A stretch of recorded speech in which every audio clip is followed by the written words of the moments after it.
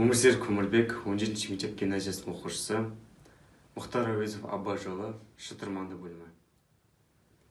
Махаббат па, осы ма?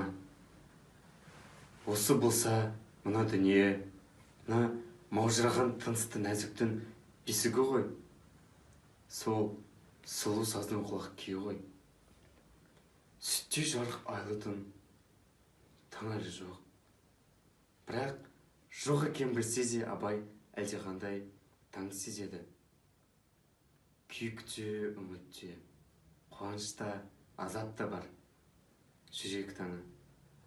Күйде тұлған өзгеше ыстық, өзгеше жұмбақ, мол сезім. Соның шалқы түсіп шарықтауы көп. Лыпыл қаққан қанаттай тоқтаусыз құбылып, тыныштық ала алмай лепіреді. Нені айтады? Не деп түсінеді? Не сипатты бұл сезім? Тақат, сабырым қайда? Бойынан тоңазығандай бір діріл пайда болды. Себепсіз дірілдейді. Жүрегі де тулап кеп, өз-өзінен қысылып, бір шаншып кеткендей. Таң, жүрек таңы. Сол таңым сенсің бе? Жарығымысың? Кімсің? Көз алдында Тоғжанның әппақ жұмыр білегі жас баланың етіндей, ақторғандай мойны.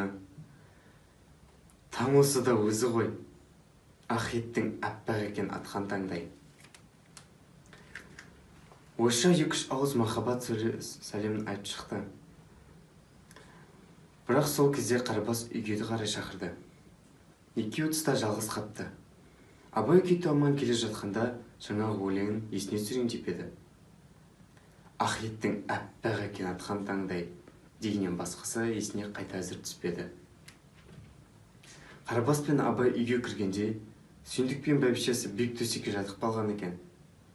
Сарғыш шегірен шымылдық үлкендердің жататын жерін қоршап тұр. Кең үйдің төрінде екі қонақ қанат төсек салынып жатыр. Одан да басқа өзге кісі жататын шай сезілмеді. Тоғжанның өз үйі басқа ғой. Ол Сүйіндіктің кішәлі Қанжанның қызы екен.